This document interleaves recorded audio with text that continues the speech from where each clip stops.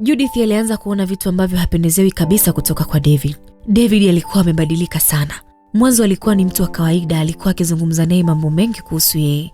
Lakini sasa hivi amekuwa mtu wa tofauti. Amekuwa mkimya, mwenye msongo wa mawazo na akionekana kana kwamba kuna kitu ambacho kinamsumbua kwenye akili yake. Alikuwa akitoka bila kueleza wapi anapokwenda na hata alikuwa akirudi nyumbani kwa kuchelewa sana. Simu yake ambayo zamani alikuwa akiacha mezani bila kujali chochote kile kitakachotokea, lakini kwa sasa hivi imekuwa ni kama siri yake nzito ambayo anatembea nayo.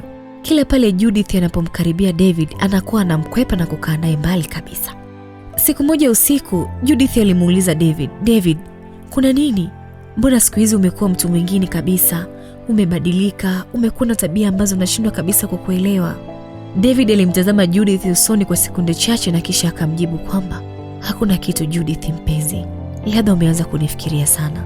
Judith hakuridhika na majibu ya David. Alimwambia, "Siwezi kuwa namfikiria mtu mpaka nione mabadiliko yake sasa hivi." David hakujibu kitu. Aliinuka na kwenda chumbani kulala. Usiku ule ule Judith hakulala kabisa.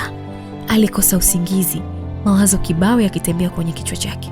Alianza kukumbuka kila kitu kilichokuwa kimetokea siku za nyuma kwenye maisha yake pamoja na David. Alikumbuka namna David alivyokuwa akimsaidia, namna alivyokuwa akimlinda na hata jinsi alivyokuwa akishirikiana katika mipango yao. Lakini kwa siku za sasa hivi kulikuwa na siri nzito inayoendelea kati ya Judith na David. Na Judith alihisi siri hiyo huenda ikawa inamhusu yeye. Kesho yake asubuhi, Judith akaanza kumchunguza David. Hakumwambia mtu yoyote wala kumshirikisha mtu yoyote yule. Alianza kuangalia muda ambao David alikuwa akitoka. Alifuatilia simu yake na macho yake bila yeye kujua. Kila ujumbe ulipoingia, Judith alitaka kujua umetoka kwa nani na ametuma kwa sababu gani.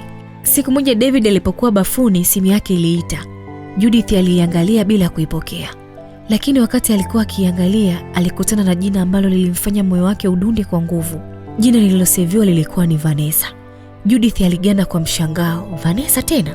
Alitaka kuichukua ile simu na kuipokea, lakini kabla hajafanya hivyo David alitoka bafuni haraka sana. Judith akajifanya kama hajaona chochote. David akaichukua simu yake haraka. "Umeona nani kanipigia?" alimuuliza Judith. Judith akatikisa kichwa, "Hapana, sikuona yoyote aliyekupigia." David akamtazama Judith kwa muda mrefu sana, kisha akatoka nje. Judith alibaki amesimama pale kwa mshangao. Sasa alikuwa na uhakika kuna kitu kilikuwa kinaendelea na yeye alikuwa amefichwa. Lakini alichokuwa hajui ni kwamba wakati yeye alikuwa akimchunguza David, David ndiye alikuwa akimchunguza Judith. Na siku ambayo ukweli ungejitokeza, maisha yao yote yangebadilika. Judith akaamua jambo moja tu, kwamba sitamuuliza tena David. Safari hii nitamfuatilia mwenyewe mpaka nijue kuna ukweli gani ambao ananificha kutoka kwangu.